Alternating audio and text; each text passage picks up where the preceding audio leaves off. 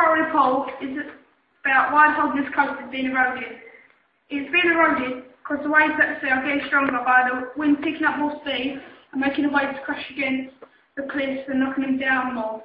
On average, 1 to 2 land is lost from coastal erosion every year.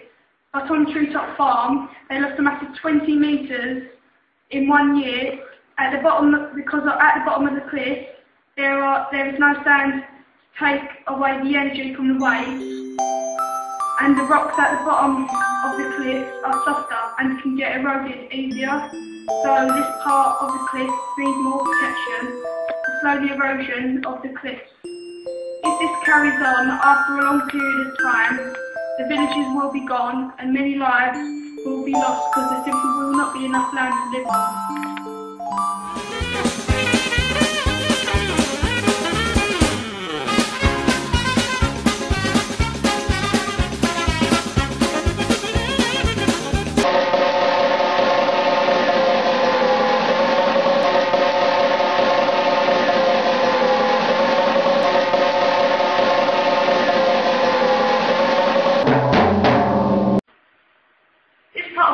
Is based on what people have done about coastal erosion already. There are many ways in which people have tried to stop coastal erosion. Some things slow it down, some move it to other places on the coastline, and some completely fail.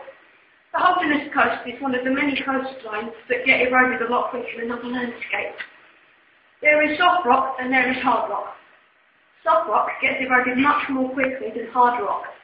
And guessing about what I said about Holderness Coast eroding really quickly, you probably figured out that Holderness Coast is made entirely of soft rock. There are many ways of stopping this, as you already know, and one of these ways are groins. Groins are two walls that are separated far apart from each other and make a little trap. The wave, when hitting the coastline, moves the sand across the beach. Groins prevent that and build up sand inside the two walls. This sand leaches the energy of the waves and makes the waves less powerful, meaning that the coastline is less eroded and takes more time to be destroyed. The only problem is the conflict it causes. What the groins actually cause is when they trap the sand inside the walls, any sand on the outside of the groin still gets swept down the beach, and eventually the beach loses all the sand on the groin's outside, and that makes the waves more powerful and erodes the rock outside the groins more quickly. This causes conflict and arguments between towns because the groins protect one place while the waves erode the others more quickly. Next to the sea walls. The sea walls are huge walls built for protection from the waves when there is a chance of it attacking cities.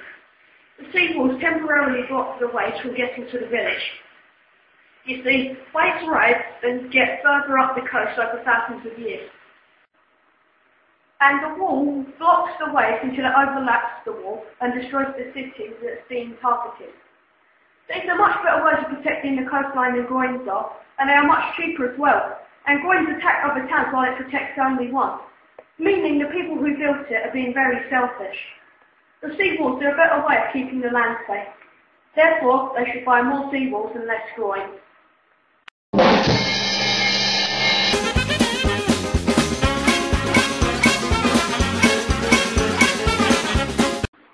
This part report is about what people should do about coastal erosion in the future.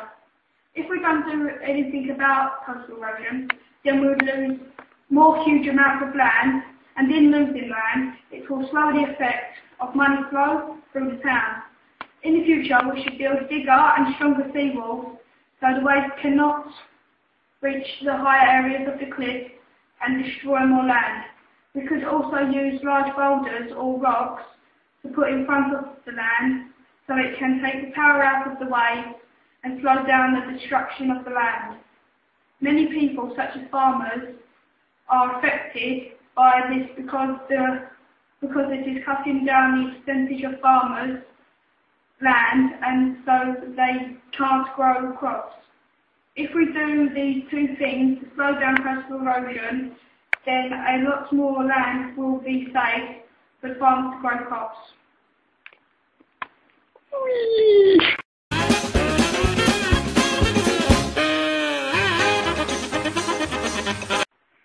This part of our report is based on what kind of conflict coastal erosion could cause.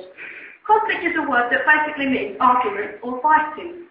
There are many kinds of ways that towns have a conflict with each other, and coastal erosion is just one of them. The main reason coastal erosion is a problem are the groins spoken of earlier. Like I explained, the groins trap sand inside two walls. The sand reaches the energy from the waves, the rocks don't get eroded for some time. On the outside of the groins, the waves are sweeping the sand off of the coastline. No sand is left for sapping energy. The waves are at full power, the rock is eroded much more quickly. The town getting eroded has a conflict with the protected town. However, not everyone gets involved. There are only certain people involved in this matter. Take Sue Earle as an example. She is a farmer on the Holderness coast, and there was no sand stopping the waves due to groins further down the coastline. All of the crops she had planted had been swept away before they even finished growing. Now she is angry with the town who built the groins, and she is having a conflict with them. Sue Earle's not the only farmer mad about the crops being swept off into the sea. And it's not just farmers that are having conflict either. There are businesses losing money to build groins and help pay for the damage of all the wreckages happening on the coastline. However, there are ways you can keep the erosion less painful. In other words, bring it down to a minimum.